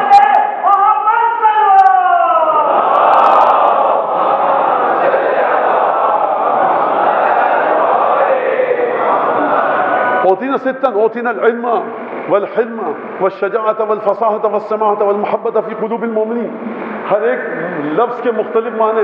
اوتینا العلم، علم ہم کو دیا گیا، تو پھر لوگوں کے پاس کیا ہے؟ تم نے خود سے حاصل کیا، ہم کو دیا گیا۔ والحلم، اور حلم، حلم کسے کہتے ہیں؟ گزری ہے بات میرے خیال سے، حلم یعنی برداشت، یعنی کوئی بھی ناگوار واقعہ ہے اس کے مقابلے میں آپ بہت اچھا ریئیکشن دکھائیں، اس کو کہتے ہیں حلم. اصول کافی میں حدیث ہے نعم وزیر العلم الحلم، بہترین وزیر ہے علم کا حلم ہے. حلم وزیر ہے، علم بادشاہ ہے. یعنی جب تک حلم نہیں ہوگا اس وقت تک علم کام نہیں آ سکتا. نبی کریم سے ایک جملہ منسوب ہے، فرمایا پروردگار عالم سے، پروردگار کہ مجھے علم عطا فرما، پروردگار مجھے علم عطا فرما. وَزَيِّنِّي بِالْحِلْمِ، پروردگار ارفعنی بالعلم وزینی بالحلم، پروردگار مجھے علم کے ذریعے بلندی دے اور میری ذات میں زینت عطا فرما حلم اور برداشت و تحمل کے ذریعے. خیر اس خطبے کی تشریح ایک الگ ہے، تو وہ پھر کبھی اوتینا العلم والحلم والشجاعت والفصاحت والسماحت والمحبت فی قلوب المؤمنین. 6 چیزیں ہم کو دی گئی. فصاحت یعنی جب ہم بات کرتے ہیں تو بہت آسان الفاظ جو ادائیگی میں آئیں ان کے ذریعے کرتے ہیں. خوبصورت ترین کلمات ہمارے پاس ہوتے ہیں اور وہ خوبصورت سادے ترین الفاظ بڑے گہرے معانی کو لیے ہوئے ہوتے ہیں. السماحت یعنی ہم درگزر سے کام لیتے ہیں، اپنے آپ کو تغافل اور تجاہل میں ڈال دیتے ہیں. تغافل اور تجاہل کا مطلب یہ ہے کہ آپ غفلت کا شکار کر لیں، آپ جہل کا شکار کر لیں. کس طرح سے؟ جاہل الگ ہے، متجاہل الگ ہے، غافل الگ ہے، متغافل الگ ہے. امام فرما رہا ہے ہم سماحت ہمارے پاس ہے. یعنی کیا مطلب؟ دیکھتے سب کچھ ہیں، درگزر کرتے رہتے ہیں. والفصاحت والشجاعت، بہادری ہمارے پاس ہے، ہمیں بہادری دی گئی. یہ ہم کیوں کر رہے ہیں امام سجاد؟ یہ کربلا کا واقعہ ہوا ہے، بابا کا سر نوکے نیزہ پہ یہاں تک آیا ہے. یہ کربلا کے بارے میں کچھ بات کیوں نہیں کر رہے امام؟ ہم کیا مطلب؟ یعنی کربلا نام ہی ہے ہم. اہل بیت کی بلندی کا، اہل بیت کی رفعت کا، علی بن ابی طالب کی خون کی عظمت کا، شیر سیدہ کی طہارت کو دکھانے کا نام ہے کربلا. والمحبت فی قلوب المومنین، ایک جملہ کہوں گا آپ سمجھ جائیں گے. اور مومنین کے دلوں میں ہماری محبت کو ڈالا گیا. کیا مطلب محبت کو ڈالا گیا؟ یعنی مطلب یہ کہ شب عاشور دیکھ لو، ہمارے بابا نے کیا کہا تھا، تم میں سے جو جانا چاہتا ہے چلا جائے رات کی تاریکی سے فائدہ اٹھا کر، اور اگر شرما رہا ہے نا کوئی مجھے چھوڑ کے جاتے ہوئے، تو میرے اہل ویال میں سے ہر ایک خاتون کو اپنے ساتھ لے جائے تاکہ کل یہ بہانہ بنا سکو ذلت جب رسوائی کا سامنا ہو اور تم سے کوئی کہے حسین کو کربلا میں اکیلا چھوڑا ہے، تو بہانہ یہ ہو کہ ہم حسین کے گھر کی خواتین کو بچا کر لائے ہیں. اسے کہتے ہیں سماحت اپنے معراج پر ہے. یعنی بھاگنے کی اجازت بھی دے رہے ہیں اور بہانہ بھی بتا رہے ہیں کہ دیکھو تمہاری عزت بچی رہے. ہے کوئی ایسا سماحت والا؟ ہے کسی میں یہ سماحت؟ مجھے چھوڑ، تم نہیں ہوگے میں قتل ہو جاؤں گا، مر جاؤں میں، کوئی مسئلہ نہیں ہے، ٹکڑے ٹکڑے ہو جاؤں. تم تو اپنی مرضی کے خلاف مت جانا، مت رکنا، جبرن مت رکنا. اسے کہتے ہیں محبت مومنین کے قلب میں. تو کیا مطلب؟ مطلب یہ کہ یہ 72 مومن تھے، وہاں جو لشکر تھا وہ تو اپنا وقت ضائع کر رہے تھے اٹھک بیٹھک کر کے جو نمازیں پڑھ رہے تھے ان کے دل میں. اور وہاں جو مومن تھا اس نے جب حجت کو تمام ہوتے ہوئے دیکھا تو اپنے بھائی کو بھی لے کر آیا، خود بھی آیا، غلام کو بھی لے کر آیا. 32 لوگ یزید کے لشکر کو چھوڑ کر آئے. یعنی کیا مطلب؟ یعنی جہاں تک انوار محبت سید الشہداء جائیں گے، جن لوگوں کے دلوں میں محبت ہوگی ان کے دل اس نور سے منعکس ہوں گے، روشن ہوں گے، اور وہ گمراہی کے راستے کو چھوڑ کر آ جائیں گے. والمحبت فی قلوب المؤمنین، یہ تو ہم کو دی گئی. اوتینا ستا وفضلنا بسبع، 7 چیزیں ایسی ہیں جن کے ذریعے ہم کو فضیلت دی گئی. کیا مطلب؟ اب توجہ کریں بچے. بھائی علم سید سجاد کے پاس بھی ہے، تم میں سے شاید کوئی کیمسٹری پڑھ رہا ہو، کوئی اکاؤنٹنگ پڑھ رہا ہو، کوئی فلسفہ، کوئی فقہ. تو ہمارے پاس بھی علم ہے، آپ کے پاس بھی علم ہے. دیکھو ویسے تو ہم بتا رہے ہیں کہ علم ہے ہمارے پاس، لیکن تم دعویٰ تو کر سکتے ہو، ہمارا مقابلہ کر سکتے ہو. اچھا آ جائے مقابلہ کر لو، مناظرہ کر لو، تو پتہ لگ جائے گا کہ ہمیں خدا کی طرف سے علم دیا گیا. علم تم کہتے ہو تم میں زیادہ ہے، ہمارے علم سے مقابلہ کر لو. بہادری کا ہم سے مقابلہ کر لو. سماحت کا تم کہتے ہو بھائی یزید تمہاری محبت بھی تمام کلمہ پڑھنے والوں کے دل میں دمشق ہے، تو مقابلہ کر لو. ابھی جب ہوگا نتیجہ تو سمجھ میں آ جائے گا، جب لوگ مسجد کو چھوڑ کے جائیں گے ہماری محبت میں اور تمہاری نفرت میں. تو یہ تم کہہ سکتے ہو کہ ہم میں بھی یہ چیزیں ہیں، آپ میں بھی، آپ میں ذرا بہتر ہے. لیکن اب جو امام نے بتایا فضلنا بسبع، یعنی یہ وہ چیز ہے جس کے ذریعے ہم کو فضیلت دی گئی. یعنی وہاں پر تو شاید تم مقابلے کا سوچو، یہاں پر خبردار سوچنا بھی نہیں. کن چیزوں کے ذریعے فضیلت دی گئی؟ فرمایا فضلنا بسبع، ہم کو فضیلت دی گئی 7 چیزوں پر. کس کے ذریعے؟ من النبی المختار محمد محمد مصطفیٰ ہم میں سے، ومنا الصدیق علی مرتضیٰ جو پہلا شخص ہے جس نے رسول کی تصدیق کی وہ ہم میں سے، ومنا اسد اللہ و اسد رسول ہم میں سے اللہ اور اس کے رسول کا شیر حمزہ ہم میں سے، ومنا سبط هذه الامہ اس امت کے 2 نواسے ہم میں سے، ومنا مہدی و هذه الامہ اس امت کا مہدی ہم میں سے، یعنی وہ 7 چیزیں ہیں، ان 6 چیزوں میں تو شاید شک آ جائے تم میں کہ تمہارے پاس ہیں، ان 7 چیزوں کے بارے میں تو سوچنا بھی مت۔ نبی تم میں سے ہے، اگر تم نے کہا نبی تم میں سے ہے تو محمد مصطفیٰ کو تو نہیں لا سکتے، کسی اور جھوٹے نبی کو لانا پڑے گا۔ اگر کہا کہ علی مرتضیٰ تم میں سے ہے، نبی کا بھائی، نبی کا وصی، نبی کا وزیر، نبی کی پناہ گاہ، نبی کا مددگار، ہر مقام پر نبی کی مدد کرنے والا، احوطہم برسول اللہ جس نے سب سے زیادہ رسول خدا کا خیال رکھا وہ ہمارے دادا تھے۔ کوئی ہے لا کہ بتاؤ تاریخ میں من سبط هذه الامہ اس امت کے 2 نواسے 2 شہزادے ہم میں سے جو جنت کے جوانوں کے سردار ہیں، ہے کوئی تم میں جنت کے جوانوں کا سردار؟ دیکھو یہاں تو کہہ سکتے ہو سید السجاد آپ ذرا اپنی فقہی معلومات بتائیے تو ہم بھی بتائیں، لیکن یہاں پر سوچ بھی نہیں سکتے، اگر سوچو کہ جنت سے محروم ہو جاؤ گے۔ منا سبطہ ومنا اسد اللہ و اسد رسول اللہ اور اس کے رسول کا شیر ہم میں سے، ومنا مہدی و هذه الامہ اس امت کا مہدی ہم میں سے ہے۔ درود بھیجو محمد علیہ وسلم۔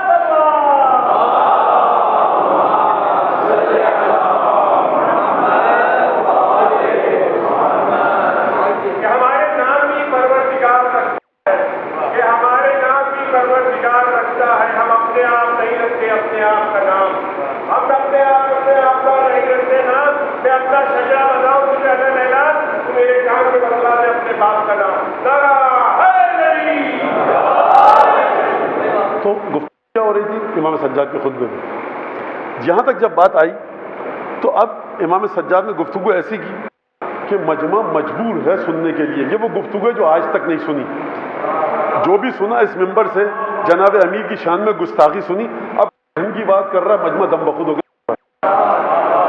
یہ مہدی اس امت کے یہ کون ہے؟ فرمایا ایھا الناس من عرفنی فقد عرفنی ومن لم یعرفنی فانا انبئک بحسبی ونسبی، جو مجھے جانتا ہے تو وہ جانتا ہے، جو نہیں جانتا تو میں اسے اپنا حسب و نسب بتاتا ہوں۔ حسب و نسب کا مطلب کیا؟ میرا ننیال کون، میرا ددیال کون، میری شادی کہاں پر ہوئی، انا ابن مکہ و منى انا ابن زمزم و صفا، میں مکے کا بیٹا ہوں، میں زمزم کا بیٹا ہوں، میں صفا کا بیٹا ہوں۔ انا ابن مکہ و منى انا ابن زمزم و صفا، میں زمزم کا بیٹا ہوں۔ انا ابن من حمل الرکن باطراف الردہ، میں اس کا بیٹا ہوں جس نے حجر اسود کو ردا میں ڈال کر اٹھایا اور لگایا۔ انا ابن خیر من انتعل واعتذر، انا ابن خیر من انتعل واحتفى، جتنے لوگ بھی پا برہنہ چلتے ہیں نا ننگے پیر، میرے جد بھی پا برہنہ چلے تھے، تو جتنے لوگوں کو لے آؤ پا برہنگی کی حالت میں میرے جد سب سے بہتر۔ انا ابن خیر من انتعل، جتنے لوگ بھی نعلین پہنتے ہیں ان میں سب سے بہتر نعلین پہننے کا انداز میرے جد کا تھا، معمولی سی صفت ہے اس میں بھی میرا جد سب سے بہتر۔ تو دیکھ لو اپنا قبلہ درست کر لو، معمولی ترین صفات اگر ہمارے جد کی ہوں اس میں مقابلہ نہیں کر سکتے۔ انا ابن خیر من اعتذر وارتدى، میں ان میں سے سب سے بہتر کا بیٹا ہوں کہ جس نے لبادہ پہنا، جس نے پٹکا باندھا اور جس نے اپنے بدن پر ردا ڈالی۔ انا ابن خیر من طاف وسعى، انا ابن خیر من حج ولبى، حاجی بہت ہوتے ہیں، طواف کرنے والے بہت ہیں، سعی کرنے والے بہت ہیں، لبیک اللہم لبیک کہنے والے بہت ہیں۔ امام سجاد نے فرمایا لبیک اللہم لبیک کہنے والوں میں سب سے بہتر جس نے لبیک کہی میں اس کا بیٹا ہوں۔ خانہ کعبہ کا طواف کرنے والوں میں جس نے سب سے بہتر طواف کیا میں اس کا بیٹا ہوں۔ صفا و مروہ کی صحیح کرنے والوں میں جس نے سب سے بہتر صحیح کی میں اس کا بیٹا ہوں۔ جس شخص نے حجر اسود کو اٹھا کر لگایا میں اس کا بیٹا ہوں۔ لبیک کہنا سب سے بہتر میرے جد نے کہا، طواف سب سے بہتر میرے جد کا، صفا و مروہ کی صحیح میرے جد کی، عمرہ کرنا سب سے بہتر میرے جد کا۔ کیا مطلب؟ کس نے عمرہ کیا، کس نے حج کیا، آدم سے لے کر عیسیٰ سب نے عبادتیں انجام دی۔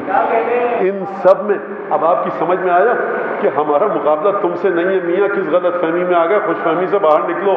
آدم سے عیسیٰ تک ہمارے مقابلے پر آئے، میرے جد سب سے عظیم ہے۔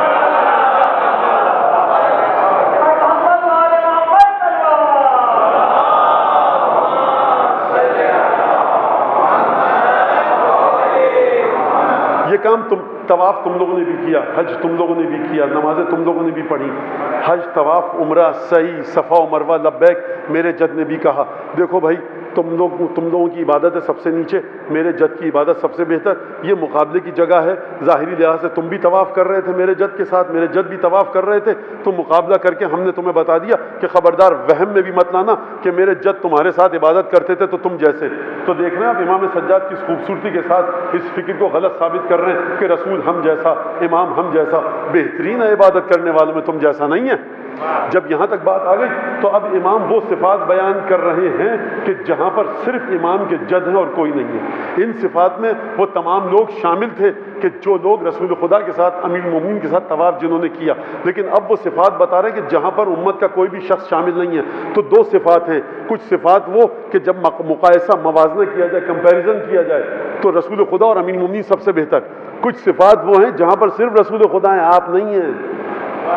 یہ ان کی اولاد ہے جو کربلا سے کوفے تک اور کوفے سے شام تک آئی ہے۔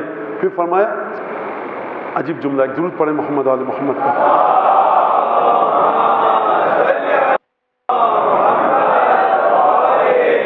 انا ابن من صلى بملائكة السماء، انا ابن من حمل على البراق في الهوى، انا ابن من بلغ به جبرائيل الى سدرة المنتهى۔ اب یہاں امام یہ نہیں فرما رہے کہ میں ان میں سے سب سے بہتر کا بیٹا ہوں جو معراج پر گیا۔ انا ابن من اسری من المسجد الحرام الى المسجد الاقصى، میں اس کا بیٹا ہوں جس کو ایک رات میں مسجد حرام سے مسجد اقصی لے کر جایا گیا۔ یہاں یہ نہیں فرما رہے کہ ان میں سے سب سے بہترین کا بیٹا ہوں جس کو معراج پر لے جایا گیا، کہا میں اس کا بیٹا ہوں جس کو ایک رات معراج پر لے جایا گیا۔ یعنی وہ جو معمولی صفات ہیں تم اس میں مقابلہ نہیں کر سکتے، جو خصوصی صفات ہیں وہاں تو تم تو کیا آدم سے لے کر عیسیٰ کوئی نہیں ہے سوائے ہمارے جد کے، اور کسی کا مقام نہیں ہے وہاں پر۔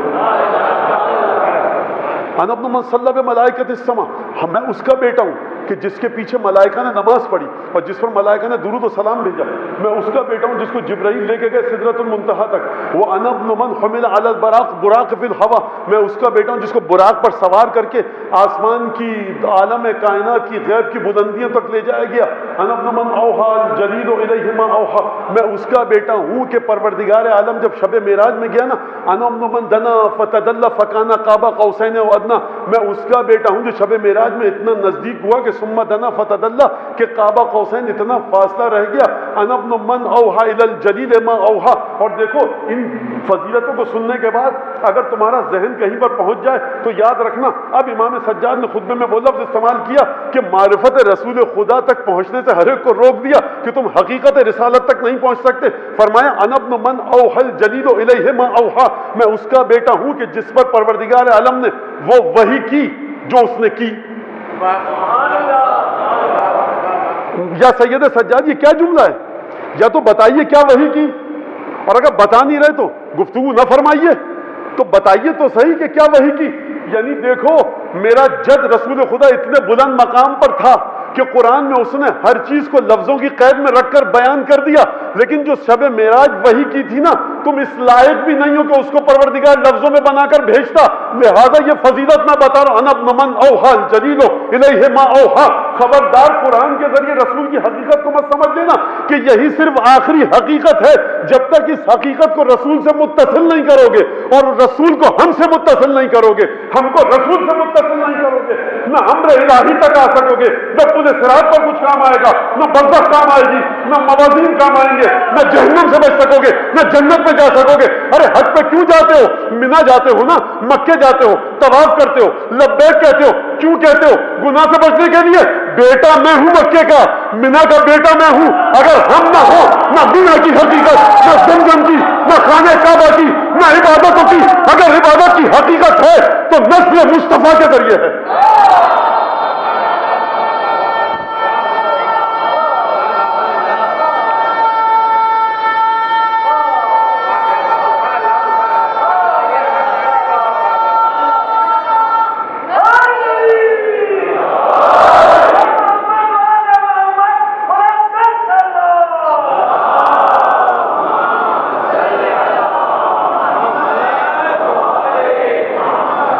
میں نے کیوں کہا نسل مصطفیٰ کے ذریعے؟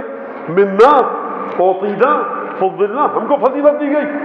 اور اگر آپ کو بہت دل چاہ رہا ہے قرآن کی آیت سننے کا تو اب اس خطبے کو سامنے رکھ کر اس آیت کو پڑھیے، لا اسألکم علیہ اجرا الا المودۃ فی القربى، اجر رسالت میں ایک چیز چاہتا ہوں، میرے گھر والوں سے محبت کرو۔ یا رسول اللہ ہر روز 1000 رکعت نمازیں پڑھتے ہیں، چھوڑیے نا آپ کے گھر والے آپ جیسے انسان ہیں، میرے گھر والوں سے محبت کرو۔ یہ نماز سب بیکار چلی جائے گی کہ محبت اہل بیت نہیں ہوگی۔ یہ قرآن کی آیت ہے سرکار، یہ قرآن کی۔ مولانا بے عملی کی طرف دیکھا، مولانا نماز کو، میں نماز کو بڑھانا چاہ رہا ہوں، وہ نماز جس کی بنیاد محبت اہل بیت ہے۔ یہ جو امام فرما رہے ہیں وہ تینا ستن وفضلنا بسبع، میں اس کا بیٹا ہوں۔ اب جب یہاں تک بات آئی اور لوگ متوجہ ہو گئے، اب لوگ سمجھ گئے کہ اس نوجوان کے پاس 22-23 برس کے اس نحیف و علیل ظلم سہے ہوئے اس نوجوان کے ذریعے جو فاقوں میں مبتلا ہے، اس کے پاس فصاحت و بلاغت بھی ہے، اس کے پاس علم بھی ہے۔ اب امام نے اپنی گفتگو تبدیل کیا، کہا عجیب جملہ فرمایا کہ انا ابن یعصب الدین، انا ابن من طعن امام رسول اللہ بالرمحین وقاتل بالسیفین وبایع البایعتین وہاجر الہجرتین ولم یشرک باللہ طرفۃ عین، میں اس کا بیٹا ہوں کہ جس نے لمحے بھر کے لیے بھی کبھی شرک نہیں کیا، میں اس کا بیٹا ہوں جو 2 نیزے لے کر رسول خدا کا دفاع کرتا تھا، میں اس کا بیٹا ہوں جو 2 تلواریں ہاتھ میں لے کر رسول خدا کا دفاع کرتا تھا، میں اس کا بیٹا ہوں جس نے 2 دفعہ بیعتیں کی، میں اس کا بیٹا ہوں جس نے 2 دفعہ ہجرتیں کی۔ انا ابن امام المتقین و یعصب الدین، انا ابن قاتل الماکسین والناقصین، آج میں اس کا بیٹا ہوں جس نے قاستین، مارقین اور ناقصین کی ناک کو رگڑا۔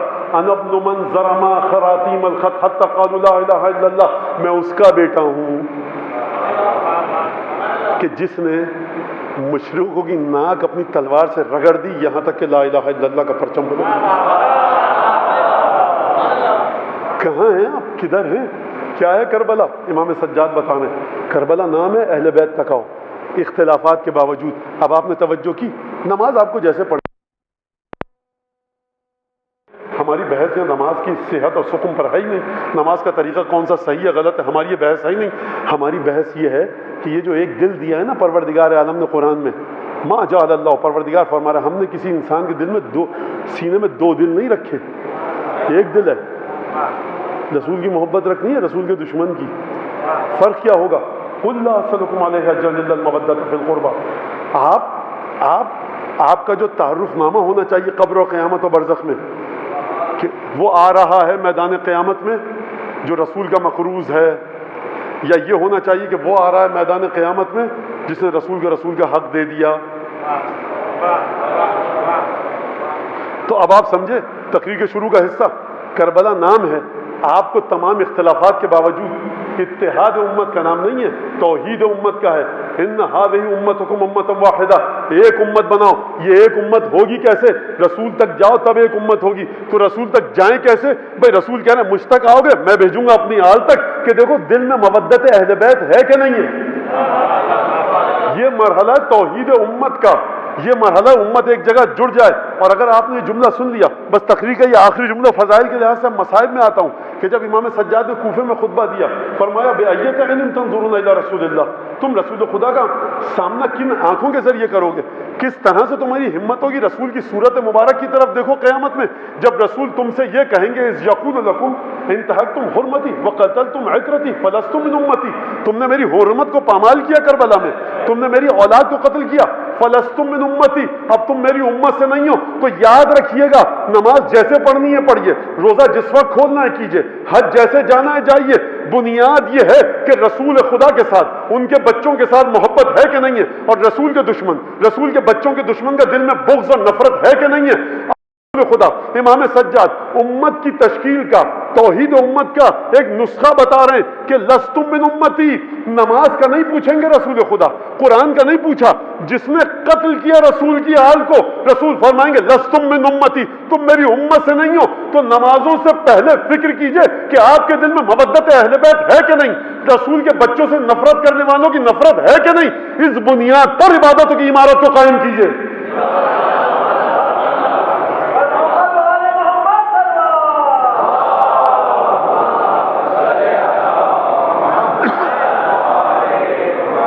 کربلا نام ہے توحید امت کا، کربلا نام ہے امت کو ایک بنانے کا۔ کیسے امت ایک بنے گی؟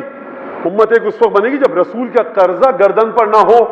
قیامت کے میدان میں جب آپ اتریں تو رسول یہ کہیں ہاں بھائی اس نے ہمارے قرضے کو ادا کر دیا، کیونکہ مودت کی اہل بیت سے، میرے دشمنوں سے نفرت رکھی اور میرے گھر والوں سے جو میرے گھر والوں کے سامنے آیا اس بندہ خدا نے، اس مسلمان نے، اس مومن نے اس سے نفرت رکھی۔ صاحب اتنی سی بات ہے پوری کربلا کی داستان کہ اہل بیت کی عظمت کو، اہل بیت کی مودت کو، تبھی امام خطبے میں کیا فرمایا، اور اس کے بعد امیر المومنین کی فضیلتیں ہیں ساری، جس نے 2 ہجرتیں کی، 2 نیزوں کے ساتھ وار کیا، 2 تلواروں کے ساتھ تلوار چلائی، اور پھر لوگ سمجھ نہیں رہے، بہت سے لوگ پریشان ہیں، یہ ہے کون جو 2 تلواروں کے ساتھ لڑتا تھا، 2 نیزوں کے ساتھ لڑتا تھا، جس نے دونوں ہجرتیں کی، یہ ہے کون شخص؟ جب تعارف کروا دیا فرمایا انا ابن علی المرتضیٰ، میں علی مرتضیٰ کا بیٹا ہوں، انا ابن محمد المصطفیٰ، میں محمد مصطفیٰ کا بیٹا ہوں، مولا حسین کا نام نہیں لیا، انا ابن علی المرتضیٰ، کیونکہ علاج وہاں کیا جاتا ہے جہاں درد ہو۔ انا ابن علی المرتضیٰ، فرمایا انا ابن خدیجہ الکبریٰ، انا ابن فاطمہ الزہرا، ان 2 بیویوں کا نام دیا، رسول خدا کا نام دیا، علی مرتضیٰ کا نام دیا، بس جیسے جناب سیدہ اور خدیجہ کا نام آیا تو پوری مسجد میں چیخ کر لوگ رونے لگے۔ اور ایک دفعہ مؤذن کو حکم دیا گیا اذان دو، مؤذن نے اذان دی، اور ایک دفعہ اذان میں آیا رسول خدا کا نام، امام سجاد نے رکوایا، یزید سے پوچھا، کہا کہ یہ بتائے جو محمد جس کا نام دے رہا ہے تیرے جد ہیں یا میرے؟ یہ تیرے جد ہیں یا میرے؟ اگر تو کہے گا تیرے جد ہیں تو کذبت و کفرت، تو نے جھوٹ بولا، تو کافر ہو گیا ہے۔ اور اگر تو یہ کہہ رہا ہے کہ محمد ہمارے جد ہیں تو یہ بتا کہ رسول خدا اگر یہ پوچھے کہ تم نے میری عطرت کو، میرے گھر والوں کو قتل کیا تو کیا جواب دے گا؟ عزیزان گرامی، اس طرح سے یہ قافلہ پورا آگے بڑھا ہے، اور اس طرح سے امام سجاد علیہ الصلوۃ والسلام نے تمام کے تمام مقامات پر بڑے صبر کے ساتھ مقابلہ کیا، تمام کے تمام حالات کا، تمام کٹھن مراحل کا، معمولی چیز نہیں ہے یہ، اور یہ امتحان ہے بہت بڑا کہ بابا کا سر نوک نظر پہ کبھی تلاوت قرآن کرے، علی اکبر جیسے بھائی کا سر نوک نیزہ پر دکھے، ابو الفضل عباس جیسے چچا کا سر نوک نیزہ پر دکھے، بڑا کٹھن بنا جائے یہ امام سجاد کے ساتھ، لیکن اس کے باوجود صبر کیا اور مسلسل ہر مقام پر خطبہ دیتے ہوئے امام سجاد آگے بڑھے۔ اور ایک دفعہ وہ مرحلہ آیا، بس 2 جملے مصائب کے کہوں، بہت وقت لیا آپ کو، کہ ایک دفعہ جب جناب زینب کا داخلہ ہوا دربار یزید میں،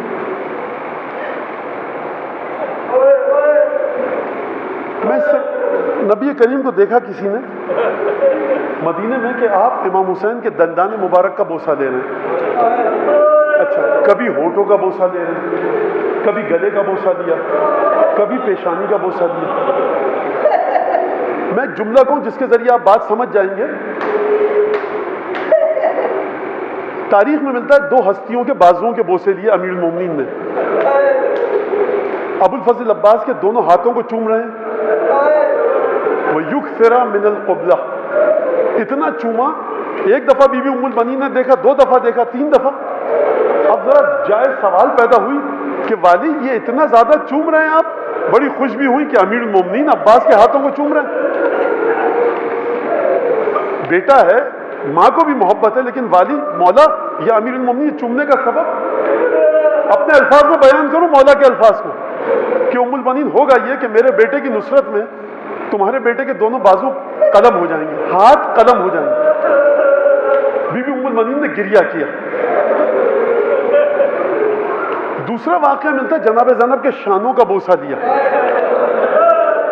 یہ دونوں باتیں ہم کو سمجھ میں آ گئی جب ابو الفضل عباس کے دست مبارک قلم ہوئے اور شہزادی رسن بستہ درباروں میں گئے، لیکن رسول خدا نے جو پیشانی کا بوسہ لیا نا، گلے کا، لبوں کا اور دانتوں کا، یہ سمجھ میں نہیں آیا۔ کب سمجھ میں آیا؟ جب ملعون نے عصر عاشور پیشانی مبارک پر پتھر مارا، پیشانی کا فلسفہ تب سمجھ میں آیا۔ جب رگے گردن کٹی، گردن پر بوسہ لینے کا تب سمجھ میں آیا۔ جب ہونٹ سوکھے رہے، ہونٹوں پر بوسہ لینا تب سمجھ میں آیا۔ عزیزو، عصر عاشور گزری، قافلہ کربلا سے کوفہ سے شام گیا، اہل بیت کے چاہنے والوں کے ذہن میں دندان مبارک کا بوسہ لینے کا فلسفہ سمجھ میں نہیں آیا۔ یہ فلسفہ کب سمجھ میں آیا؟ جب ملعون کے قدموں پر سید الشہداء کا سر اور یہ ملعون خبیث چھڑی سے دندان مبارک سے جسارت کر رہا تھا۔ ایک دفعہ یزید یہ کیا کر رہا ہے؟ ارے مدینہ تھا، میں نے اپنی آنکھوں سے دیکھا، رسول اللہ ان دانتوں کا بوسہ لیتے تھے، یہ رسول اللہ کی بوسہ گاہ ہے، چھڑی سے